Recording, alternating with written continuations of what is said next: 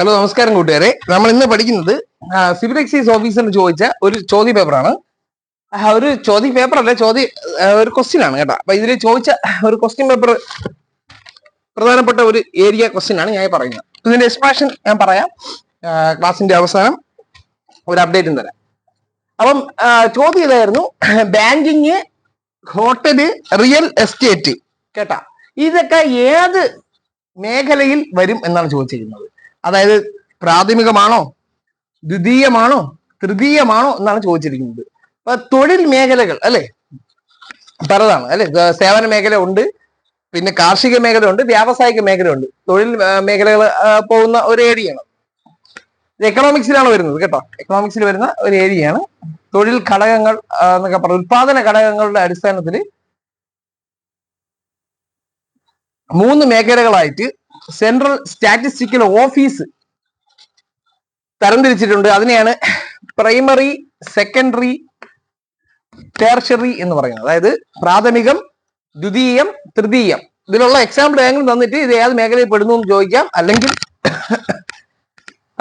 ജോഡികൾ തന്നിട്ട് തെറ്റായ ജോഡി കണ്ടുപിടിക്കാൻ ചോദിക്കാം. പട്ടിക തിരിച്ച് ചേരുംപടി ചേർക്കാൻ ചോദിക്കാം. ഇതും അതും അല്ലെങ്കിൽ അപ്ഡേറ്റഡ് വേർഷനോട് കാര്യങ്ങളും ഉണ്ട്, അതും ചോദിക്കാം.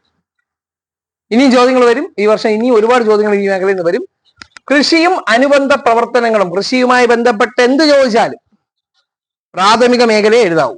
ഒന്നാമത്തെ പ്രാഥമിക മേഖല എഴുതാവൂ. കൃഷിയുമായി ബന്ധപ്പെട്ട ആ മേഖലയ്ക്ക് എങ്ങനെ പറയാൻ കാര്യം, പ്രകൃതി വിഭവം ഡയറക്റ്റ് ആയിട്ട് നേരിട്ട് ഉപയോഗിച്ച് ഉണ്ടാക്കുന്ന മേഖലകളാണ് ഈ പ്രാഥമിക മേഖലയിൽ വരുന്നത്. ഇതിന്റെ ബേസിക് എന്ന് പറയുന്നത്, അടിത്തറ എന്ന് പറയുന്നത് കൃഷിയാണ്. അതുകൊണ്ട് തന്നെ ഇതിനെ കാർഷിക മേഖല എന്ന് പറയുന്നു. അതുകൊണ്ട് കൃഷിയുമായി ബന്ധപ്പെട്ട എല്ലാം പ്രാഥമിക മേഖലയിൽ വരും. അതുകൊണ്ട് തന്നെ മറ്റൊരു കാര്യം പഠിക്കുക: തൊഴിൽ ലഭ്യത ഏറ്റവും കൂടുതൽ എല്ലാ കാലത്തും ഏറ്റവും കൂടുതൽ തൊഴിൽ ലഭ്യതയും ഭക്ഷ്യ ലഭ്യതയും ഉള്ള ഏതാണ് മേഖല ചോദിച്ചു കഴിഞ്ഞാൽ അത് പ്രാഥമിക മേഖലയാണ്.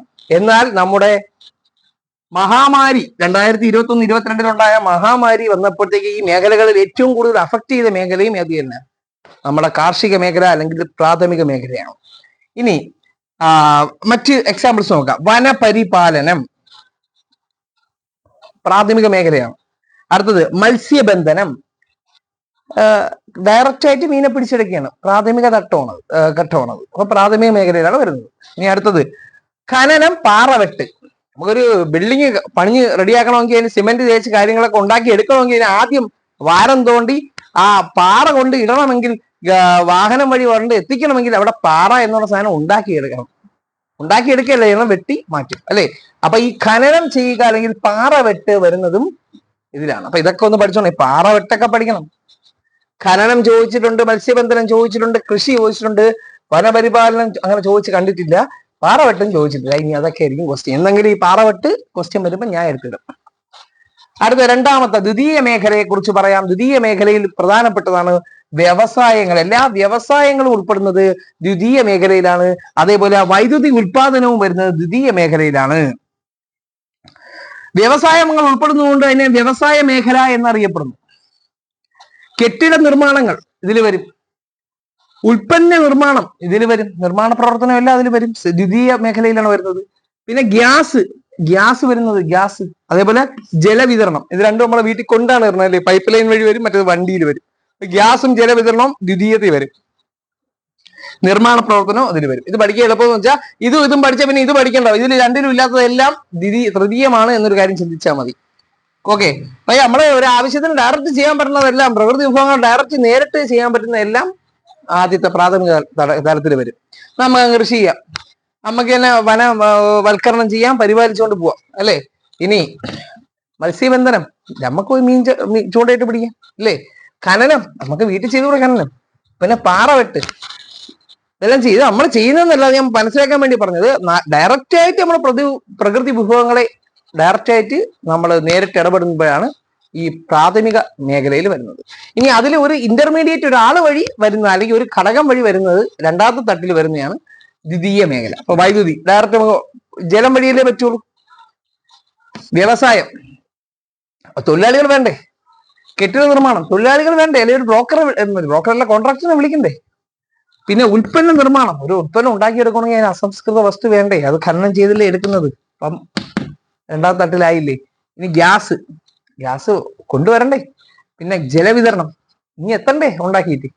പിന്നെ നിർമ്മാണ പ്രവർത്തനങ്ങൾ, അതിനും നമുക്ക് മറ്റൊരാൾ ആവശ്യമല്ലോ. ഇനി ഇതിന്നും ഉരുത്തിരിഞ്ഞു വരുന്നതാണ് ഈ മൂന്നാമത്തെ ഘട്ടം. അത് വ്യാപാരം വരും, ഹോട്ടൽ വരും, ഒന്നും വിടരുത്, എല്ലാം പഠിച്ചോണം. ഗതാഗതം വരും, ഇപ്പൊ ചോദിച്ചത് അതാണ്, അതുകൊണ്ടാണ്.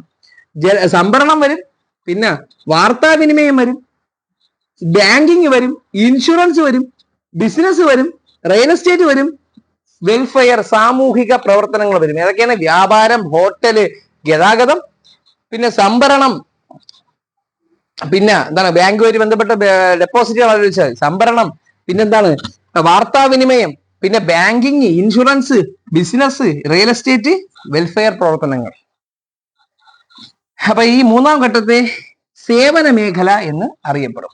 സേവന മേഖല, അതായത് തൃതീയ മേഖലയെ സേവന മേഖല എന്നറിയപ്പെടുന്നു. ഇന്ത്യൻ സമ്പദ് വ്യവസ്ഥയിൽ ഏറ്റവും കൂടുതൽ പ്രതിനിധാനം ചെയ്യുന്നത് സേവന മേഖലയാണ്. തൊഴിൽ ലഭ്യതയിലും ഭക്ഷ്യലഭ്യതയിലും ഏതാണ്? പ്രാഥമിക മേഖലയാണ്. പക്ഷേ ലോക ശരാശരിയേക്കാൾ കൂടിയ നിലവാരത്തിലായിരിക്കും എപ്പോഴും പ്രാഥമിക മേഖല എന്നൊരു കാര്യം മനസ്സിലാക്കിയിരിക്കുക. ഈ പോയിന്റ് ഇമ്പോർട്ടന്റ് ആണ്, വളരെ ഇമ്പോർട്ടന്റ് ആണ്. പ്രാഥമിക മേഖല എപ്പോഴും ലോക ശരാശരിയേക്കാൾ കൂടിയും ദ്വിതീയ തൃതീയ മേഖലകൾ എപ്പോഴും ലോക ശരാശരിയേക്കാൾ കുറഞ്ഞുമാണ് നിൽക്കുന്നത്. അപ്പോൾ നിങ്ങൾ പഠിക്കുക, ഭൂപരിഷ്കരണം എന്നൊരു പദവും കമ്പോള മിച്ചവും. കമ്പോള മിച്ചം, ഭൂപരിഷ്കരണം രണ്ട് ഇമ്പോർട്ടന്റ് ടേംസ് ആണ്. കമ്പോള മിച്ചം എന്ന് പറഞ്ഞാൽ എന്താണ്? തൊഴിലാളികൾ, അതായത് എന്താണ് കൃഷിക്കാര് ഉപയോഗിക്കുന്ന ആ ഒരു ഉൽപ്പന്ന വിഭാഗത്തെയാണ് ഈ കമ്പോള മിച്ചം എന്ന് പറയുന്നത്. ഭൂപരിഷ്കരണം എന്ന് പറഞ്ഞാൽ ഭൂമി എന്താണ് ഇങ്ങനെ തലമുറകളായിട്ട് മാറി മാറി പോകുമ്പോൾ അവരുടെ അധികാര പരിധികളെ കുറിച്ചൊക്കെ വിശദീകരിക്കുന്നത് ഭൂപരിഷ്കരണം. ഒരാൾക്ക് എത്ര ഭൂമി കൈവശം വയ്ക്കാം, അതിനൊക്കെ വേണ്ടിയിട്ടാണ് ഭൂപരിഷ്കരണ നിയമം വന്നത്, അല്ലെ? ബാക്കി അത് മിച്ച ഭൂമിയായിട്ട് സർക്കാരിന് പോകും. അത് അവർക്ക് മറ്റുള്ളവർക്ക് ഇല്ലാത്തവർക്ക് അവർ ഒരു പദ്ധതികളിലൂടെ നൽകപ്പെടും. ഇനി ഇവിടെ പഠിക്കുന്നത് ബൗദ്ധിക മൂലധനവും അതേപോലെ അറിവധിഷ്ഠിത മേഖല എന്ന് പറഞ്ഞാൽ എന്താണ്? ബൗദ്ധിക മൂലധനം അതേപോലെ അറിവധിഷ്ഠിത മേഖല, ഇത് രണ്ടും എന്താണെന്ന് ഒന്ന് പഠിച്ചിരിക്കണം. ബൗദ്ധിക മൂലധനം എന്ന് പറഞ്ഞാൽ ഒന്നിൽ കൂടുതൽ ആൾക്കാർ കൂട്ടായിട്ട് അവരുടെ ബുദ്ധി ഉപയോഗിച്ച് ചെയ്യുന്ന അറിവിനെയാണ് പറയുന്നതാണ് ഈ ബൗദ്ധിക മൂലധനം എന്ന് പറയുന്നത്. ഇനി അറിവധിഷ്ഠിത മേഖല എന്ന് പറഞ്ഞാൽ ഇത് ഏതിൽ തന്നെ പറഞ്ഞത്, ഈ മൂന്നാമത്തെ തൃതീയ മേഖലയായ സേവന മേഖലയിൽ വരുന്ന ഒരു കാര്യമാണ് ഈ അറിവധിഷ്ഠിത മേഖല. ഇതിൽ വരുന്നതെന്ന് വെച്ചാൽ ഈ വാർത്താ വിനിമയം അങ്ങനെയുള്ള കാര്യങ്ങളൊക്കെയാണ് വരുന്നത്. അതായത് അറിവ് പ്രദാനം ചെയ്യുന്ന മേഖലകളെ കുറിച്ചാണ് ഈ മൂന്നാമത്തെ ഘട്ടത്തിൽ ഈ പറയുന്ന കാര്യങ്ങൾ അറിവ് അധിഷ്ഠിത മേഖല എന്ന് പറയുന്നത്. ചിലപ്പോൾ ഇത് ഓപ്ഷൻ തന്നിട്ട് പ്രാഥമികം, ദ്വിതീയം, അറിവ് അധിഷ്ഠിത മേഖല ഇവയൊന്നുമല്ല എന്ന് ചോദിക്കുമ്പോൾ നിങ്ങൾ ഇവയൊന്നുമല്ല ഇത് വെക്കരുത്, തൃതീയം ഇല്ലെന്നും പറഞ്ഞു. അറിവധിഷ്ഠിത മേഖല എന്ന് പറയുന്നതിന് വരുന്നതാണ് വാർത്താവിനിമയം, IT അങ്ങനെയുള്ള കാര്യങ്ങളൊക്കെ. ഓക്കെ, ഇതിൽ ഈ അറിവധിഷ്ഠിത മേഖലയുടെ എക്സാമ്പിളാണ് ഇൻഫോ പാർക്കും IT പാർക്കും ഒക്കെ. ഓക്കെ, ഇത്രയും കാര്യങ്ങളാണ് ഇത് ഉള്ളത്. ഞാൻ ഇനി പറയാൻ വന്നത് നിങ്ങൾക്ക് ഈ പ്രീവിയസ് ക്വസ്റ്റ്യന്റെ എക്സ്പ്ലനേഷൻ വെച്ചിട്ടുള്ള ക്ലാസ്സുകൾ ലഭ്യമാകുന്നതിന് വേണ്ടിയിട്ട് അതിന് നമുക്കൊരു ബൂസ്റ്റർ ബാച്ച് ഉണ്ട്. ഈ ബൂസ്റ്റർ ബാച്ചിൽ ജോയിൻ ചെയ്യാൻ വേണ്ടി താഴത്തെ ഫസ്റ്റ് കമന്റിലുള്ള നമ്പറിൽ നിങ്ങൾ വാട്സാപ്പ് ചെയ്യുക. ഓക്കെ, നിങ്ങൾക്ക് PSC പരമായി എന്ത് ഡൗട്ടുകൾ ഉണ്ടെങ്കിലും അത് ചോദിക്കാം, അഡ്മിൻ അത് ക്ലിയർ ചെയ്ത് തരും. ക്ലാസ്സുകൾ ലഭ്യമാകും, കറണ്ട് അഫെയറിന്റെ ക്ലാസ്സുകളുണ്ട്, പിന്നെ ഡ്രൈവറിന്റെ ഗ്രൂപ്പ് ഉണ്ട്, പിന്നെ എന്തുണ്ട്, ബുക്കുകൾ, എല്ലാ PSC ബുക്കും അഡ്മിൻ്റെ അവൈലബിൾ ആണ്. ഓക്കെ, നിങ്ങൾക്ക് ഈ ഒരു ക്ലാസ് ഇഷ്ടമായെങ്കിൽ നല്ല കമന്റുകൾ പ്രതീക്ഷിക്കുന്നു. Okay, thanks.